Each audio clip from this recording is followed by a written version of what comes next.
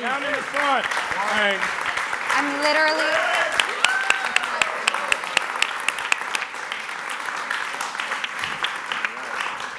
Welcome, ladies and gents. This is terrifying. I'm going to start with our directors at the back here, if that's okay. Anthony and Joe. You guys seem like action geeks, action lovers. But what comes across is that your action has to have a story. There has to be a story, even in set pieces. There's kind of so much going on, kind of within things that you watch. Would you agree with that? And can you elaborate on with this particular? We actually refer to ourselves as action fetishists. That's the term. Right? No. Yeah, no. For us, action is like, it's of a piece with all the rest of the storytelling that we do. It has to be a strong expression of narrative and character at every moment, and that's how we find our way through action. And it's like this movie. We had such an amazing cast, so many great characters. All the action sequences are designed around how we're pushing those characters through the movie on a storytelling level. Do you want to add to that?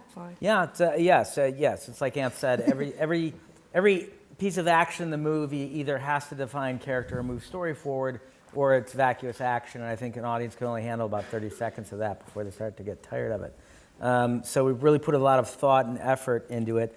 But it's also great making these films because action really is an integral component of it and really does help us define the characters in a very dynamic way. Before I throw out to our huge audience today, a quick question for our two gents in the middle, if that's okay. Mr. Downey Jr., I'll start with you, if that's okay. One word to describe Captain America, please. Just one word. That was a question. Vice versa, yeah. One word to describe Captain America? One word for you to describe Iron Man, and Iron Man to describe one word for Captain America. Charismatic. Come on, Robert? make it count. What do you got? Turn my mic up. Thank you. Rad ass. And on that note, let's open the questions up to our audience. And we're going to head to Joe in the front row, who is from a wonderful organisation called Into Film, who's going to have the first question. Joe. Hi, I'm 17 years old and I'm a big Marvel fan. And I'd just like to say I thought the film was brilliant and thank you for it.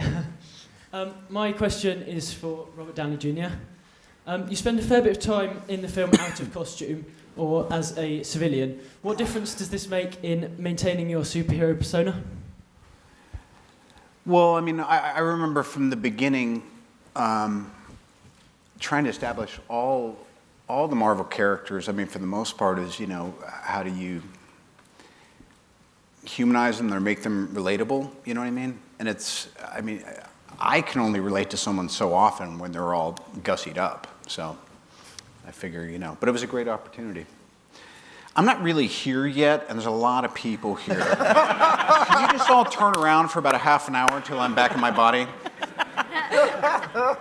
Excellent question, by the way. What was it? And just next to Joe. Joe, if you want to pass the mic there, that'd be great. Thank you. Hi there, my name's Chris. So Civil War is possibly one of the most political superhero movies that's kind of ever happened. And it focuses on quite a few real-world issues, as well as kind of just things within the world of the superhero world. But of course, we live in a pretty complicated world ourselves. I mean, the questions, I suppose, mainly for Kevin, but anyone else who has an opinion, feel free to chime in. I mean, if you could choose one superhero to be in our world to try and help our problems, what would it be? In real life? Yeah. What superhero? I got to tell you, that's a great question. Thank you. We usually get, what's your favorite superpower? What superpower do you want? And that's not a good question. What's so long? That is a good question. Oh, it's coming. Gosh, which superhero in real life to help us? That's a tough one. That It is a really tough one. tough. It's a tough one. It's not that tough, I mean, Kevin. the vision. Is that the right answer? I'm just saying, British one. he's omnipotent and he can pick up the hammer. I mean, come on. But when he talks, everybody turns off their hearing aids. So everybody wants to. I think if there were leaders that had, such morals as both Tony and Cap, we'd be in a pretty good place. No, I don't like that answer. I want a real answer, Kevin. He said one. I nominate Hawkeye because he retires every 10 minutes. He understands how stressful it is. That's so stressful. So stressful. I'm going to a barbecue. Okay, next question in the second row. If you want to pan the mic just behind you, that'd be great. Thanks. Hello there. Film's amazing, by the way. My kids loved it. This is a question from my 8-year-old son, Con, for Captain America and Iron Man. The film is about Captain America and Iron Man falling out, yeah? Have you two ever fallen out over something silly on set, and what was it about? Oh, God, no. Not at all. That's one of the best things about these movies. They really somehow manufacture an environment that I can't imagine arguing with any person on this set. And, listen, sometimes that happens on film sets. And for some reason, when you step on a Marvel film set, it's like summer camp. It really is. Like, you can't even construct a world where there would be some sort of friction. And even as they grow the universe, every new person they add to the fray, no one ever is out of place. They always fit right in and feel like they've been there for years. Speak for yourself. Shut up. Here's all I want to say. When my son Exton started wearing entirely Captain America PJs and hats and everything, I felt a natural resentment building up. But being a consummate professional, I didn't bring it into the workplace. Gentleman in the front row here, please. We've got one microphone, really? Hello. Yep, it's on. This is for Emily. Emily, hello. My name's Mark. Do you think your character is looking forward to a further romance with Steve Rogers, or does your character think it's a little bit icky because he had the hots for your auntie? All right, that is the first British question we've gotten. Thank you. Well, in the comic books, they actually went on to have a very interesting, complicated love affair. So that was something I loved about, when I was doing the research for Sharon. But I don't know how far we'll go with that. We'll see, I suppose. I mean, it helps that it's like the great aunt. It's not, there's like one generation removed, I guess. I get it. Some people think it's weird. A little icky. It's a little icky. Sure. Little icky. Deal with it. Emily, was it great to see your character, kind of get in and get dirty with this in terms of get involved in the action in this as well? Yeah, it was so fun. I mean, Sharon's a badass in the comic books, so it was nice to be able to kind of play with that a little bit. And these movies are great fun to make, so happy to be a part of it. Right, next question. Let's go to the lady there with the awesome hair. Hi. My question's for Paul. We saw Which you one? Oh, sorry. Yeah. Paul Rudd. Yeah. Ooh. Sorry, Bethany. My own town.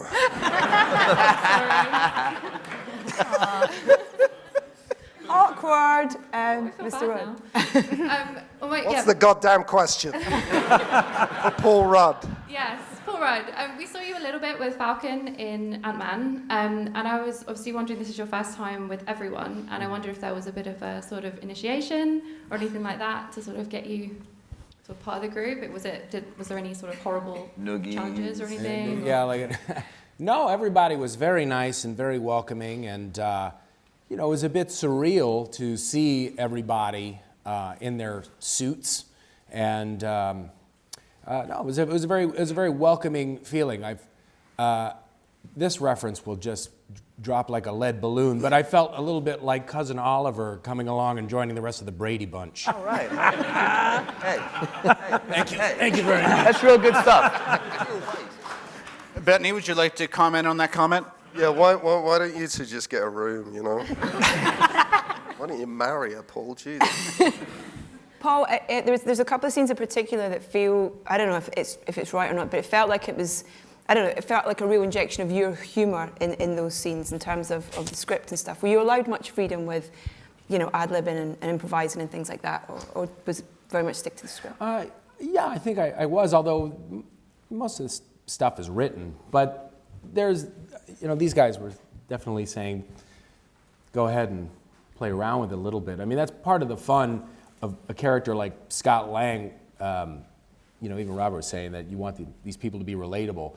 This is a guy that was not born with any kind of super ability, and so it's fun to kind of see meeting these characters through Scott Lang's eyes, and that's kind of the way that I felt just being there shooting that scene. It was very little acting required, I think, on that part. Okay, next question. Gentleman there with his hand up. And then if we can get a microphone to the gentleman there as well, and we can just flip to that question straight after. They are right in front of you. Next time I want all of you body mic'd. Hi, this is to anyone with Russo in their surname. Should we interpret the recruitment of Spider-Man by Tony Stark as him using child soldiers? And if so, what does it say to Iron Man's character? I'll go a bit heavy, you know. Oh my goodness. Well, it's perhaps the most powerful child soldier in the world. But he's look. There's a certain narcissism to the character, and Tony doesn't want to lose this fight. At the same time, I think he also sees Spider-Man as the greatest living non-lethal weapon. If you're going out to capture a bunch of people who you don't necessarily want to hurt, you couldn't ask for a better character than Spider-Man to take with you. He does show up and illustrate to Spider-Man he knows how powerful he is in a video where we see Spider-Man stopping a car moving 40 miles an hour, where he catches it and puts it back on the ground. So I think he believes that he's taking with him perhaps one of the most powerful characters in the Marvel Universe. And I think he feels like the kid will be well protected under his tutelage. You also find out in that sequence, when things go wrong, the kid says, "What do I do?" And Tony says, "Keep your distance, web him up." So he's obviously mentored the kid for what's about to go down. But it's still very irresponsible. Robert, can you talk a little bit about working with Tom? Because that scene in particular, where you arrive at his house and in his bedroom and stuff, it's wonderful. And just about how you first met Tom and what that meeting was like, and him being cast. Well, now that 2 out of 3 Spider-Men are English, I really got to talk Maguire off the ledge now. But Mr. Holland, anyone who experienced him, he's not a work in progress. I mean, he's really something else. And I think by the way folks reacted to this, I mean, it's always, it's like a new anyone. I think he really came on with a bang, and there's a lot of excitement about seeing what'll happen when he kind of holds his own. But did anyone dislike Holland, or are we all okay with it? We'll talk about it later. Yeah. We'll post something if there's any dissension. I think the gentleman's got a microphone over there. Hello, my name is Arthur. I'm from Germany. I have a question for Daniel. Yes, I really loved the performance. I thought your villain was one of the most sympathetic one that Marvel has put out so far, and his motivations are very understandable. I like that he's still alive by the end of the film. So I wanted to ask you, are you under contract for more films, potentially? It's a question for Kevin, then. I couldn't answer that question. I hope so, but no. I mean, this is not something I can talk about. Answered the question. Quick answer. I hope so, but no. But I can't answer that question. Do you want to elaborate on your thoughts about your character being sympathetic, or the most sympathetic villain? That's what attracted me right away, because it's not a cliche stereotype villain. He has his very human motivations. He has his reasons. So that gives the character, depth and makes him ambivalent. Okay. Next question, please. Got a microphone there? There we go. A question for Elizabeth and Emily. When you're on set with this much testosterone, do you kind of dig your heels in and go really girly, or do you just throw in the towel and become blokified? Blokified? I rather just hold my own without having to be extra girly or blokified. Yeah, no, I think just like hanging as yourself is good. I thought I almost made it, by the way, without having to say anything. No chance. That's why I'm here. And Emily, the same for you? Yeah, no. I mean, it's a lot of dudes. I will say that. But yeah, everyone's great. It's a really good environment. I don't think there's any girlifying or blokeifying going Do they on. kind of watch their language when they're around you girls? No. I mean, But we kind of I'm have, still like- trying to work on watching my own Yeah, language. exactly. They're not 8, by the way, as well. I have no idea where you are either. I'm just scanning. Elizabeth, can I ask you about one thing that I love about this is the pairings of the relationships, whether those are, you know, the allies or indeed the kind of conflicts that you have between all the Marvel kind of superheroes. And for you and Paul's character in particular, there's this wonderful kind of play, you know, off each other. Was that fun to kind of to work with Paul in person? For the first, and we'll talk to you in a second, Paul, if that's okay about it. Paul, can you just hold on one second?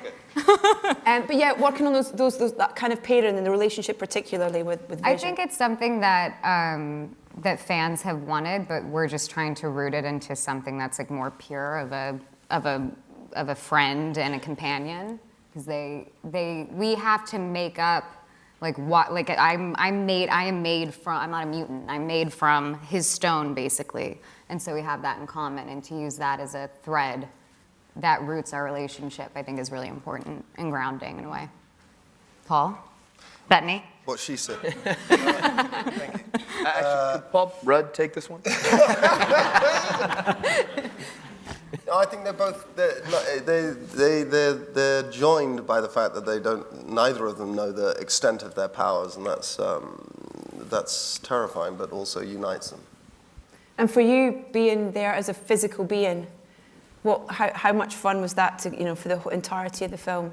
Oh, it was hot. Thank you for asking. Was it makeup? It wasn't a mask. It wasn't kind of you can just put it on you, but it was. It's makeup that they then they continue on with computer-generated stuff. So I'm wondering why I'm in the middle. Why is this so loud? What are you? Every time I laugh, I'm blowing up my mic. Oh, Jesus. Thanks. Do you want a handheld? Shall I give you a handheld and you can stop? No, it's fine. Okay. I'll just talk like that. Okay, whisper. Do you want to finish the answer to that, please? Oh, I was. Thank you. Okay. Gentleman in the checked shirt, please. Can we get a microphone to him, please? And then if someone over this way can put their hand up and we'll get a microphone to you as well. A lady in the pink top, I think. Yeah. Hello, thanks. I haven't actually seen the film yet, so no spoilers, please. This is a question for Anthony and Jeremy.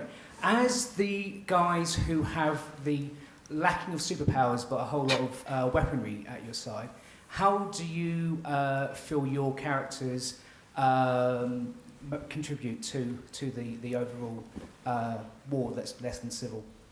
A lot of leg workouts. I have it in my contract that I have 2 behind shots twice in the movie. So, you know, thighs and quads, man, thighs and quads. It's almost like he answered a different question. Got to give them what they want, baby, you know? Can't have a tree without the trunk, you know what I'm saying? Aren't quads and thighs the same thing? Yeah. No, it's 2 different muscles. Okay. 2 different muscles on either side of your leg. Your hamstrings in the back. Leads down. Yes, but they are on your thighs. They are on. Yeah. Yeah. So quads and thighs. No. Your thighs are here. Your quad is the front You don't mean muscle. glutes and Last question. Would you like Men's to feel health? my quad? Anyone here from Men's Health? Renner. We help a brother out. I love you guys. I love you guys. Do you want to add to that, sir? What's it? Nope. About my okay. butt? No. We'll move on to the next question. Lady with the microphone there.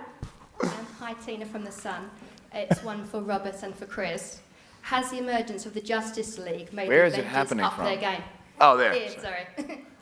Sorry, the question was, has the emergence of the Justice League made the Avengers up their game? Well, I don't think anyone up here, you know, makes movies based on what other people are doing. I think, you know, for the most part, we're kind of doing what we do because it's you know, it's Because we do it really well. We do. It's true. I shouldn't say we. It really is the Marvel, you know, the higher ups who've somehow figured out this formula of good movies. Listen, you know, when they get a Bucky, we'll start talking. I was just about to ask you a question, Sebastian. Oh, good. I was hoping that... I want to ask about the airport it's about your scene. quads. Not about your quads, yeah, no. About the airport scene, because it's it's a huge scene, and there's kind of so much going on. In terms of the actual reality of filming that, how much was there when you were filming it, and kind of how was it? Well, shot? only half of us were there, as in the Team Cap, because I think Yeah. Team Iron Man was not At really lunch there. or hanging out. But, See oh, that? thanks, Chris. You're welcome, dude. No, we shot Friendship. it over 5 months, so it was. That one scene. Yeah, it was sort of chopped up in different bits, and most of the time, it's like what Anthony likes to describe: acting with a tennis ball, because you're just, there with your imagination and the green screen. The relationship between you and Cap, it's, sorry, spoiler, maybe close your ears for a second. Anyone else has not seen it? I haven't seen it. Okay. Me neither. Please When don't Steve tell. loses Peggy, he's his only connection to his previous life. He's the thing that he wants to hold dear, which is a real kind of tenderness to this, kind of superhero film, really, which you guys just play. Was that something you kind of, sort of talked about in terms of that relationship, what it would have been like in the past, and bringing it to now? Yeah, that's one of the best parts of the movie, in my opinion, that I think you have these guys who, they shared a battlefield together. I think any guy who, has been in war will tell you that once you actually risk your life and have seen war with someone else, that's your brother for life. And they were brothers even before that. And then given the fact they both have gone through such trauma, Cap, they've each lost, and Bucky more so than me, things were taken from him. But as a result, we both kind of have even more of a connection and more of a bond, and we are the only remaining thing, especially, I don't want to, no spoilers, the last remaining chapter, the last remaining elements of a previous life. So it really kind of transcends that kind of family dynamic that we've built in the Avengers, where you see a guy like Cap who typically does what people need, and in this movie he does kind of what he wants, and he prioritizes his personal ties over the needs of the masses, and it's all because of this kind of brotherhood foundation they've built. Right, thank you. Gentleman here with a question, and then if we can get a microphone over there as well. There. It's a question for Robert on behalf of the male members of the cast, and for Elizabeth on behalf of the female members of the cast. How do you see the characters progressing through the movies, and how much of that evolution is down to you as actors as opposed to what's on the page? I don't really want to talk for anyone else. Oh, I don't mind. Here's all I want to say. Feige and I were out to dinner last night, and you'd have thought they'd dosed our bubby water. We were looking back at the last 10 years and all the kind of little miracles and the blood, sweat, and tears that had to happen to keep developing all these characters, and we just got kind of like, not in a self-aggrandizing way, but just kind of giddy and kind of super, super grateful at how things have gotten. But as far as the people who really have to hash it all out, I mean, you'd have to talk to Kevin and the team. I want to say, because I generally give no credit to writers, and I'll try not to do this again, that Marcus and McFeely did an exceptional job on this, which was a really tall order. There, I said it. Lady down the front there, and then we'll get who on this side? Hello. I don't really mind who answers this, but I just wanted to know, did everyone end up on the team they wanted to be on? Or did they get the script and go, Team Iron Man, boo? I did kind of want to be on Team Iron Man. He said it. He said it. I knew he'd say it.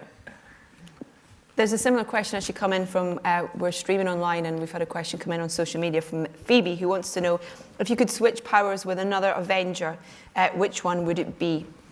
Ooh, that's a good one. I mean, switching powers, I'd take Vision. Not switching makeup. It's a real nightmare. But the ability alone, yeah, you can't beat Vision. He has an Infinity Stone in his head.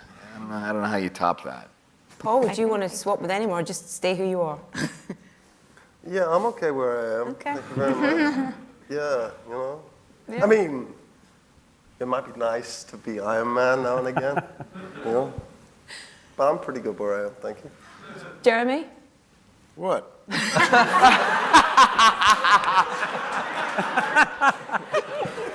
It's okay. I'm sorry. I don't give you a hard time. I grew up watching Spider-Man as a kid. Spider-Man? Yeah, I've always loved Spider-Man as a kid. So I'll do this on you. Get out of here. Great. Stuck. Okay, next question. Gentleman's got a microphone over there. Get out of here. Go on. Ask your question. This question is for Robert. So obviously in the other Avengers films you're kind of cuddly and nice to everyone. Yeah. But in this one you're kind of not. Where are you? Yeah. So what do you prefer? Being like horrible to Steve or not? Like acting wise, obviously. I mean, it really just depends on what's the narrative of the movie.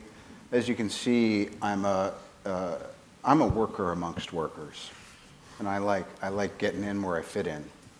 In any movie where I can spend weekends with Renner, he's Lord of the Underworld. This is Pluto back here. He's going to get you home in one piece, but you're actually finally going to have a good time. Next question. We've got a microphone here as well. Go for it. This is for Kevin. When are we going to get our Falcon Bucky road trip movie? Wow. Yeah. That's a good idea. Well, we're shooting a Weekend at Bernie's spinoff. Yeah. With the three of Jeremy's us. Who's the dead guy? Jeremy. I'll be Bernie. Weekend at Bucky's. Weekend at Bucky's. That's what we're doing. Weekend at Bucky's. Kevin, I want to ask you about the kind of the additional characters that are brought into this. You know, we see new characters kind of coming in to join the teams.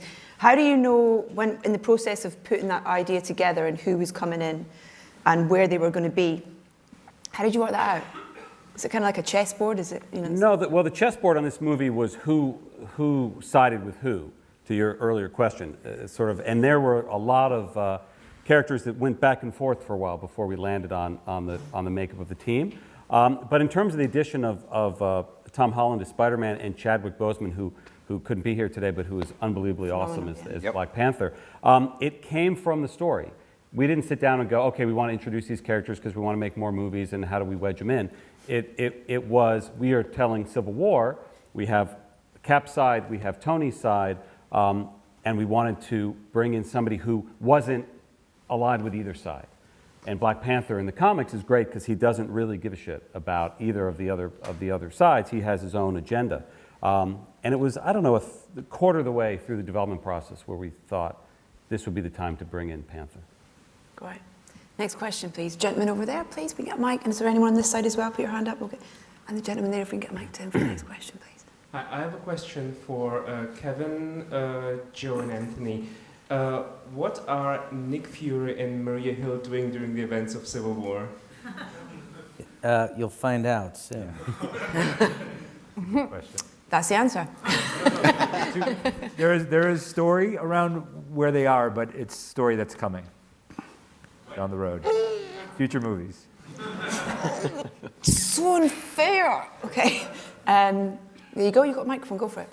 Yeah, this question for Kevin. I was just wondering, how early in the whole MCU process did Civil War come about? Was it, pre-Phase 1? Was it after Winter Soldier? When was it actually a reality for you? Well, it was before the MCU even existed. In the early days of, I think we were even just beginning to dream about maybe becoming our studio and getting financing, was about a little over 10 years ago, which is when Civil War was published. And it was an amazing comic series, and I remember reading it, every month when it came out, and thinking it would probably be impossible, but wouldn't it be cool someday to do this? And it wasn't until about 2 years ago, 2.5 years ago, that we thought, now is the time. We've assembled enough players that we could do it now. Can I ask a question from me? How do you decide who Stan's going to be? Who's Stan Lee? What's How do you, in each film, who decides where he's going to pop up? And it varies. Sometimes the idea comes about very early and is incorporated into the script, and sometimes based on his schedule or where he is willing to travel, it comes about sort of later in the process. On Guardians of the Galaxy, it was shot later, and I think this one was shot during production, but I don't remember when the idea came up for this one. It was in the draft, I think. It was in the draft, yeah. Exactly, yeah. Yeah, usually we comb through when the script is done and try to find a spot for Stan. Yeah. Go ahead. Next question. There's a lady at the back in a blue shirt. If we can get you a microphone, and anyone else on this side, raise your hand if you have a question. I'll get a mic. You've had one. You can, if there's time, you can have another one. But the gentleman behind with the glasses, thanks. Hi. This is a sorry, hello. It's a question for Chris Evans. So this time around, like the Marvel universe has really like stepped it up. So like, what were your initial thoughts when you first read the script for Civil War?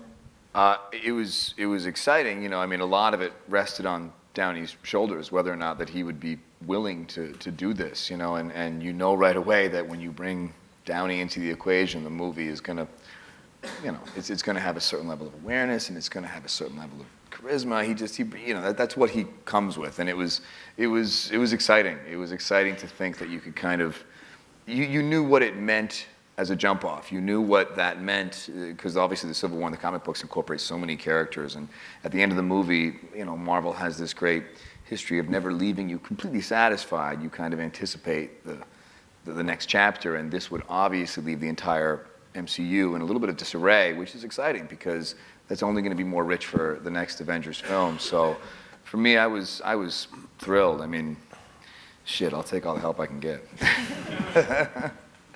Gentleman there, question? Hi, this is a question for Chris again. Where are you? There you are. Hey. Yeah, following the film last week, a lot of my friends who saw it at the same time, one of the things they were talking about was that scene where you pulled down a helicopter. And, right, yeah. The shape of your arms, in particular. A little bit of bicep porn. How much CG is involved, and was it more than the giant? How what? What was it? How hard is it to look like that? I missed it again. How hard is it to look like that? Oh. I don't think it was. Kevin, did you? No, that's all. Those are real? I think it was me, but it's, you know, you do those things. Luckily, between scheduling and Russo, everyone, you try and get those scenes as early on in filming as possible, because you gradually shed weight as you're filming. You're wearing that suit every day, and you just... I was helping him work on his shoulder about 6 weeks after that. I really, genuinely did mess up something in my arm. We don't care. We love that shot. Doing it, you know, like it's a very unnatural position to be in, and you're like, look, you're trying to flex, you're trying to look good. I'm not like, you know, it's not a utilitarian shot. It's really just trying to look good. Yeah, come on in. Go on, Paul. Go on. What do you want? I was going to say, you really were holding back a helicopter, too. It was on a rig, clearly, but the first take we did, you know, the rig, it didn't go far enough, and so you're kind of just, you look silly almost, and you say, guys, can we get it so it actually extends to the point where you really are trying to hold something? And they did, and you really do, all of a sudden you are trying to hold something. It may not be a helicopter, but regardless, it did something, and that's true. There were many days that I would come into Downey's trailer, and he has all these amazing contraptions. He's like, well, I was going to say another comic book character. We don't want to bring DC into this stuff. But he has all these amazing toys, and he really had all these little, you know, stickers and weird things and like electromedicine, whatever it is. And it actually was great. It's a mess again, though, I will say. I'll mention this. I remember the day we shot that scene, there was a miscommunication with the costume department, and Chris came to set to start the scene in a jacket. And Joe and I were like, no. Everyone was like, no.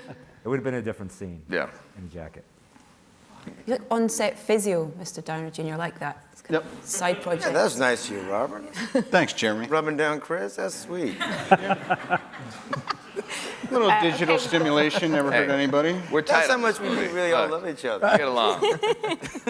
Gentleman there with the beard for a question, and then at the back. I have a question. Is there an intermission in this press conference? Do you want to go? No, I'm fine. Do you want to go? You've answered a lot. Go, sir. Question for Robert. Hey, man. Yeah, if superheroes were a reality in 2016, what do you think the government's reaction to them would be? Team Iron Man.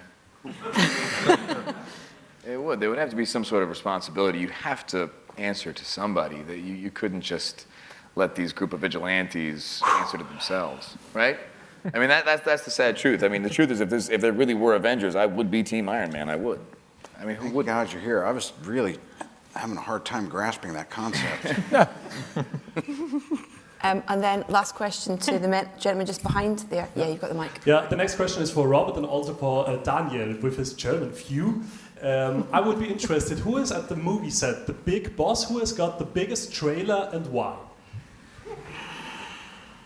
Well, it wasn't mine. I think it's Mackie's. That would be correct. Anthony?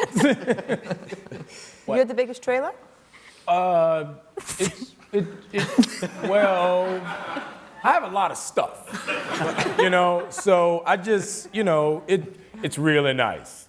It's really, I gotta, but he has like 5 of them. You got the thighs and quads. What? You gotta fit the thighs. I and quads gotta fit in them that thighs and quads somewhere, man. But he has like 5 of them. Yeah, Robert actually has the smallest trailer. He just has another 4 trailers, right? He has this beautiful Airstream trailer, and then there's 4. Actually, the state of Georgia wanted to give it its own zip code. It's like a kiddie choo-choo train, and it just goes around in a circle. By the way, and what about you? Got you also got a trailer or no? No trailer. I didn't get one, no. But we're maybe... You got a chair. You had a chair. No, but it was, coming from Germany, I remember that the first scene I had with Robert, after 5 minutes he asked me if I had allergies. I didn't understand the question. And when I had lunch and was eating my burrito in my humble little trailer, somebody knocked at my door and said, and he was sitting in a golf cart, and he said, like, "You're cordially invited to Robert Downey's village." I said, "Wow." So I left my burrito.